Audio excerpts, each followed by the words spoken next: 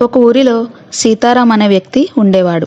అతనికి 2 ఆవులు ఉండేవి మరియు అతను ఊరిలో పాలు అమ్ముకుంటూ ఉండేవాడు. ఒకతను సీతారాంని 1 లీటర్ పాలు పోయమని పిలిచాడు. సీతారాం వెళ్ళి పాలు పోశాడు. అతను సీతారాంతో, "నువ్వు వేసే పాలు నీళ్లు లేకుండా మంచిగా ఉంటాయి. రామయ్య వేసే పాలు అయితే పాలు తక్కువ, నీళ్లు ఎక్కువగా వేసి అమ్ముతాడు." సీతారాం అతనితో, "నేను ఎప్పుడూ అలా చెయ్యను" అని చెప్పి వెళ్ళిపోతాడు. వెళుతున్న దారిలో సీతారాంకి ఇంట్లో కట్టెలు అయిపోయాయి అన్న సంగతి గుర్తుకొచ్చి కట్టెలు తీసుకురావడానికి అడవికి వెళ్తాడు. అడవిలో కట్టెలు కొట్టుకుని ఇవి సరిపోతాయి అని అనుకుని సైకిల్కి కట్టుకుని ఇంటికి బయలుదేరతాడు. అలా వెళ్తూ ఉండగా దారిలో ఎవరివో మాటలు వినబడతాయి. ఆగి చూడగా రామయ్య కనబడతాడు.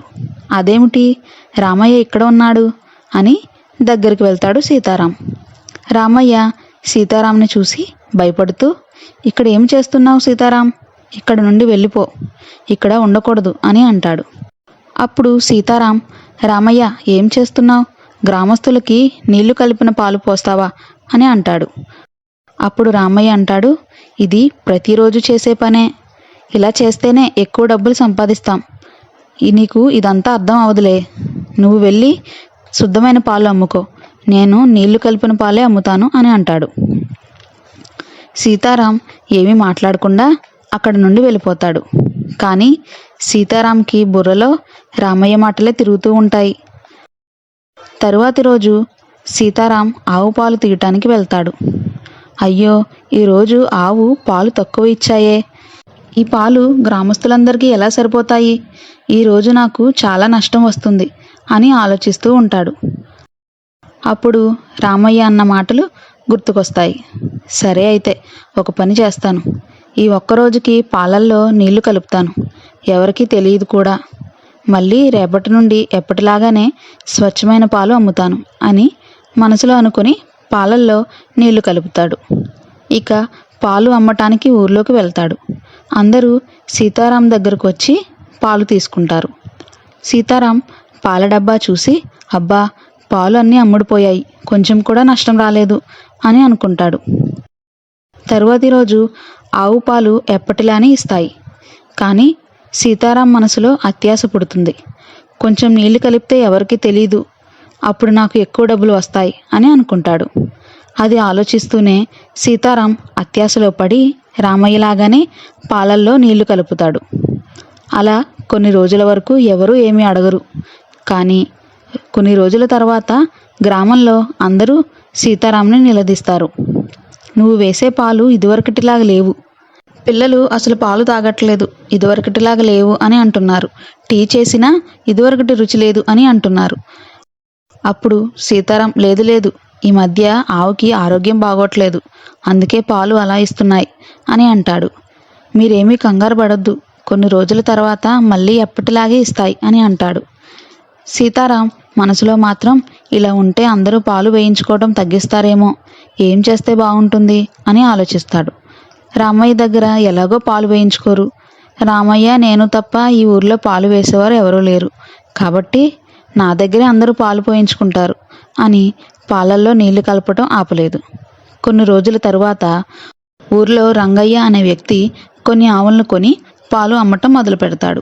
రంగయ్య స్వచ్ఛమైన పాలు అమ్మటం వలన అందరూ రంగయ్య దగ్గరే పాలు కొంటూ ఉంటారు. సీతారాం రంగయ్యని చూసి, "ఇదేంటి, అందరూ రంగయ్య దగ్గరే పాలు కొంటున్నారు? నా వ్యాపారం అంతా పడిపోయింది. ఇతన్ని ఏదో ఒకటి చెయ్యాలి" అని అనుకుంటాడు. సీతారాం రామయ్య దగ్గరకు వెళ్ళి, "చూసావా రామయ్య, రంగయ్య మన వ్యాపారాన్ని మొత్తం ఎలా నాశనం చేసేశాడో. మనం కూడా తన వ్యాపారాన్ని కూడా నాశనం చేద్దాం" అని అంటాడు. అప్పుడు రామయ్య, "అది ఎలాగా" అని అంటాడు. అప్పుడు సీతారాం, "రంగయ్య పాలు తీయటానికి వెళ్ళినప్పుడు మనం కూడా తన వ్యాపారాన్ని కూడా నాశనం చేద్దాం" అని అంటాడు. అప్పుడు రామయ్య, "అది ఎలాగా" అని అంటాడు. అప్పుడు సీతారాం, "రంగయ్య పాలు తీయటానికి వెళ్ళినప్పుడు మనం ఆ పాలల్లో నీళ్లు కలుపుదాం" అని అనుకుని వారిద్దరూ రంగయ్య ఇంటి ప్రక్కల తిరుగుతూ ఉంటారు. రంగయ్య పాలు తీసి ఇంట్లోకి వెళ్ళగానే వాళ్ళిద్దరూ అక్కడికి వచ్చి పాలల్లో నీళ్లు కలిపి పారిపోతూ ఉంటారు. ఇలాగే రోజు చేస్తూ ఉంటారు. ఇక రంగయ్యను కూడా గ్రామస్తులు అందరూ నిలదీస్తూ ఉంటారు.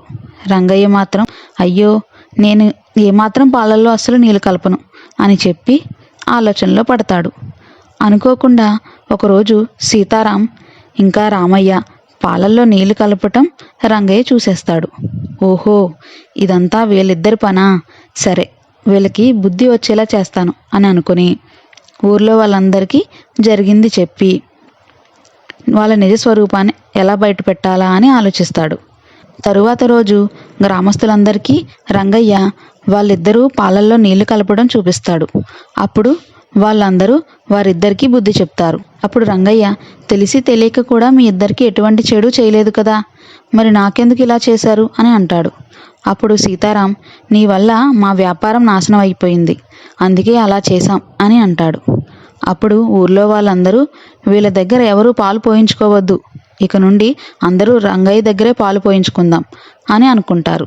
సీతారాం అత్యాశతో వ్యాపారం మొత్తం పోగొట్టుకుంటాడు. ఓకే ఫ్రెండ్స్, మీకు ఈ కథ నచ్చింది అనుకుంటున్నాను. నచ్చితే లైక్ చేయండి, షేర్ చేయండి. అలాగే కొత్తగా ఎవరైనా చూస్తుంటే సబ్స్క్రైబ్ కూడా చేసుకోండి.